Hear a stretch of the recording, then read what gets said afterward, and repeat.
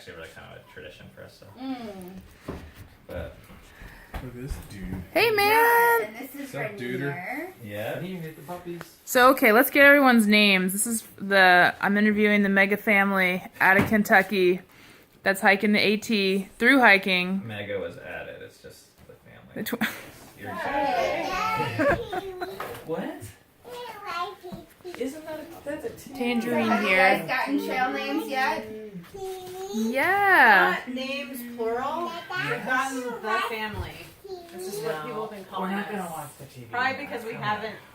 Not that we've been super resistant, but we haven't jumped right in there and been like, oh, what should our trail name be? Right?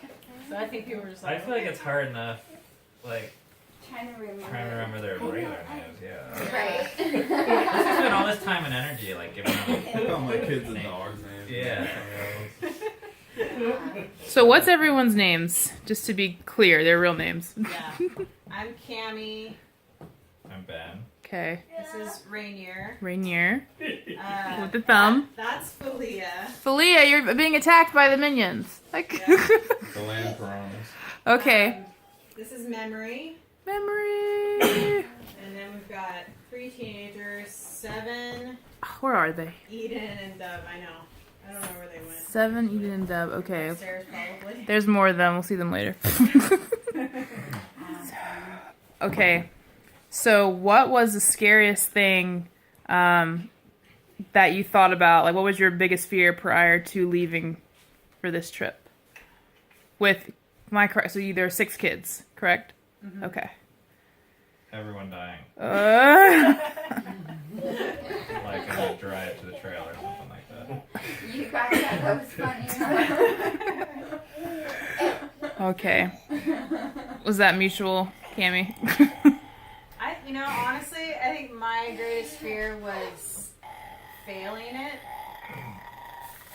which isn't as much of a fear for me anymore. Not because I think, oh yeah, we're gonna finish it. It's just not. I'm like, however much we do, It's still an achievement, yeah. Yeah. Still an accomplishment. That's awesome. Ryan and I were talking today. It's like so weird when you're hiking with like kids. It's like if one says I'm done, you don't just go, okay, we're leaving the trail. So you guys haven't experienced this, but like when we had to leave the trail, it was a conversation with like all of our kids, and there was a number of things. So David told me you guys were asking about that, like why we left the trail. She said the same thing in the car. Just one. So Ryan had an appointment in New York that he had to go to, and we were at Harrisburg in Virginia, and he had to go to this appointment, so we decided to go, all of us together. So we rented a van and went to New York, and we're from New Hampshire. Yeah. So while we were in New Hampshire, we were like, let's just go home, check on the house, see Grandma and Grandpa. And we were kind of like at this point where we were going a lot slower than we really wanted to be going. And so we were kind of like thinking maybe we should just hike toward Katahdin and kind of do what we were nicknaming the Oreo cookie, like where we do the bottom and then we'll do the top and then we'll finish the middle. Well, so we started then at the Massachusetts-Vermont border. His parents dropped us off. And about 2 weeks into it, I just doubled over in pain.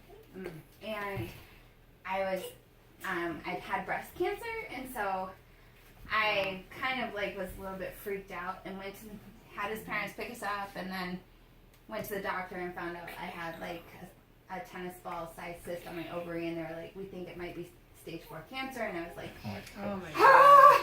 So like that was Monday, and then Thursday I had the surgery, and they removed it, and it was not cancerous, which was awesome. But at the same time, they're like, you can't go back to the trail. Like, you can't hike right after having this. So it kind of, like, eliminated the hope of finishing.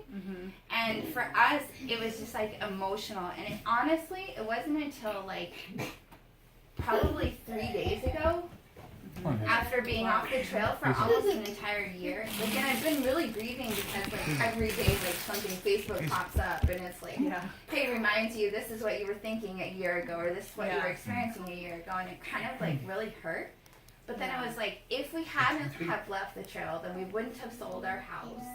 And we wouldn't have this and that and the other. And now, like, we're here. And we're super excited to be here. And, like, we're watching our kids start to find their footing here. And in only 3 weeks, like, so many things have just been evidently clear that this is where we're supposed to be.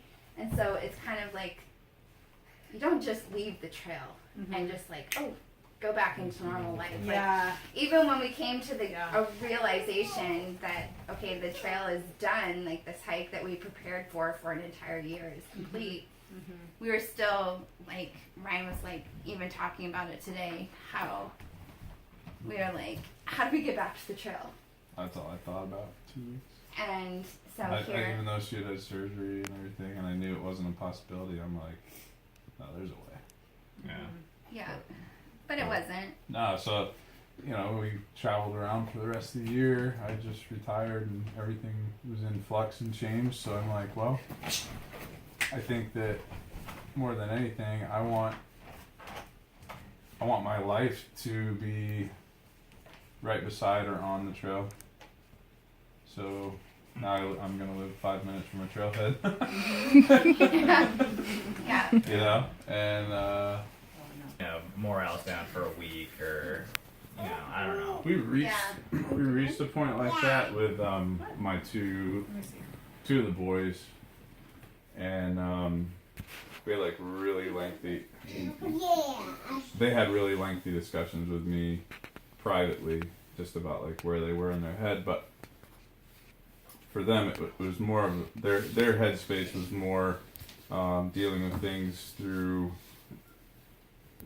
or dealing with things for the reason that we were out there. So we all decided, hey, this is why we're out here, to like get all that stuff away so that you could deal with this stuff. It would rise up, and you would be like, wow, this is a real sticking point for me. Yeah. Like I really don't like you. Yeah. Totally. Yeah, we've seen it is a You're kind of a big hotbed of jerk face. You know? Like a pressure cooker. Yeah. Like everything like comes to the top. Yeah, and then there was a couple. I only had one experience where I was like, you know, where we stayed up all night. We hiked out of NOC. It dropped down to like 9 degrees without the wind. Add the wind in there, add the 6 or 8 inches of snow we got that night, and all of us soaking wet. Did not go to sleep that night, and I just checked on the kids all night long. Wow. Because I was just scared. I was scared that I'd put them into a bad situation. But they were all toasty in their sleeping bags. I was froze. They wake up like, and I'm just like, you know. We had a few of those days. Yeah, you know, you're trying to put away a frozen tent. Yeah. That'll make you curse. Yeah. I mean, we learned a lot about, like, we have a lot of friends that are in this area, and so people are like, let us come rescue you from the trail. And at first it sounded like a great idea. Yeah. And then the more we realized, like, this is taking us away from what our intent was to be out here. And so we kind of had to eliminate some of that, you know, and but it was definitely a journey, and our 3 boys are actually going to go out and hike for about 6 weeks together, and they just learned, like, it's not necessarily about finishing the trail, you know, like, it is for a lot of people, and I totally understand, and I would have loved to have reached Katahdin as a family of 7 and having done this and that and the other. Yeah. That would have been a great accomplishment, and I think for myself, like, I downplayed what we did for so long, where it was like super, Yeah. like almost like I don't really want to tell people I didn't finish, you know. Yeah. But then it was like we did this and we accomplished what we set out here to do, Yeah. and it doesn't look like how we intended it to look, Yeah. but the point of us coming out is like he had been gone for 9 years of our marriage. Like missed a majority of our kids' lives. The last 2 years that he was in the service, we were living in New Hampshire. He was living in New York, and he'd come home every weekend. So we get like 36 hours a weekend together. And so our whole thing was kind of to detox from the military life, get away from the conflict of war and the conversation of war, and to kind of reconnect as a family, and so that we could stick together. Yeah.